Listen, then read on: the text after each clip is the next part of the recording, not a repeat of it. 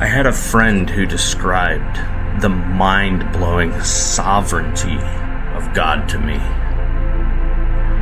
That everything is a story, predefined, that every molecule, speck of dust that moves, grain of sand that's positioned on the beach is within the sovereign will of God. Known ahead of time and within His perfect will. As we go along this journey of building our homestead, there is now another who will be part of our journey. One who was part of God's story all along. One that God brought into our lives at a time that was part of His sovereign plan. A part of His beautiful story. His name is Dustin. He is my brother and my dad's son.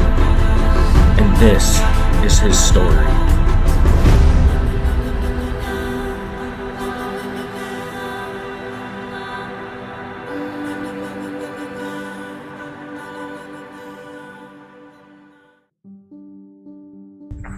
So I was born in Richmond, Indiana, May 2nd, 1981, and was adopted by my parents when I was an infant.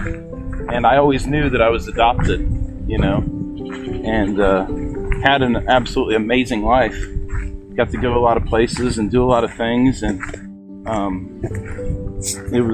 I couldn't have asked for anything better. But the one thing that I was always missing was I didn't know who my birth family was, or where they were at, or if I had any siblings or anything like that. And it just kind of through the years made me want to reach out and try to find them. And so I saw somebody. People would always say, hey, I saw your twin. And you might have,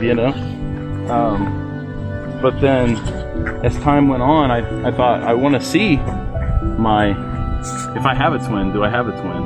And so I reached out and got my birth certificate, and we just kind of went from there. And I found my birth mother, and then through Ancestry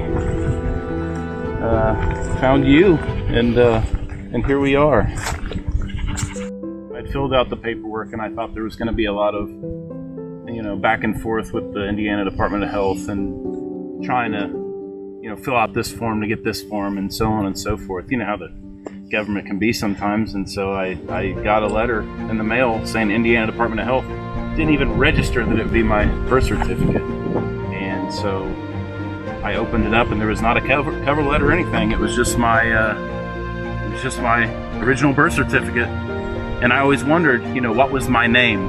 I was born on May 2nd of 81, but I was adopted on June 4th of 81. And so I was in a foster home. Did I have a name, or did I not have a name for the first month of my life? It was a weird feeling.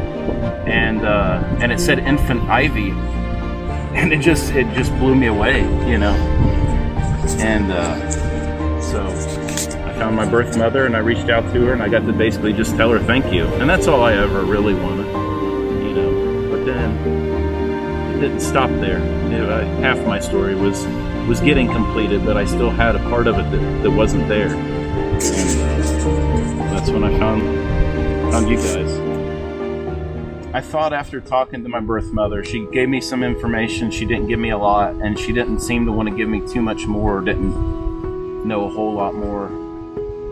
And I think she was worried about me kind of messing up what she had going on, and I respect that. So I wanted to put all the other pieces together, and so I thought, well, just kind of shot in the dark. I'll fill it out, and I'll do the ancestry thing and see what happens.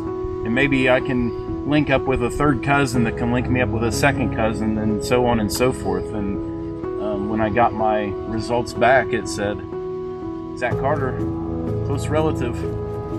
And so that's when I reached out on Ancestry, and then somebody got a hold of me on Ancestry and said, well, I think this is his profile. And that's when I reached out to you. Because I had looked up on Facebook and tried to find you, but I couldn't find, I didn't know who I was even looking for. I was just looking for a name, and that was it. So you were the first one that I reached out to as far as the Zach Carters of the world, though. So I reached out, and I think you thought I was probably a crazy person, or at least I know that you wanted to help me, and I appreciate that.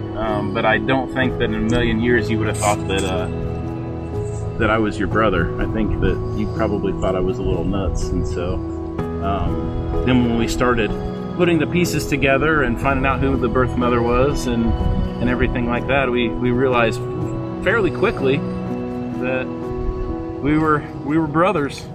So, well, it was just a normal day like any other day, and if I recall correctly, it was kind of late at night, and my wife and I were just sitting in front of the TV watching TV, and I got a text from Zach, and he said there's some guy contacting me who's trying to find his family. And I was like, why are you texting me?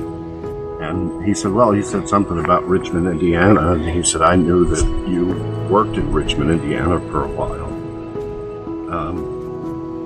I said, yeah, that's kind of a coincidence. I said, ask him who his mother is. So he texted Dustin, and Dustin texted back and told him who his mother was, and I knew his mother. And we were actually together for a few months around the same time frame. And then I got Dustin's Facebook profile and looked up his profile, and he looked a lot like the family. And I thought, yeah, I think he's found his father. And I was shocked. I was kind of numb at first, but the more I thought about it, the more I just thought, this is a blessing. This is a true blessing. And I really had the desire to get to know Dustin, and I called him and talked to him, and we got along well on the phone, and everything just kind of came together, and he's here with us today, and I just feel very blessed, and I love him, and I'm just glad that he's part of the family now. Well, on the Carter Homestead, there is always something going on. Again, we're so excited that Dustin is coming to our lives. If you want to keep following us on our journey to making this homestead as great as it can be, and all other things that life has for us, hit that subscribe button, and we will see you next time.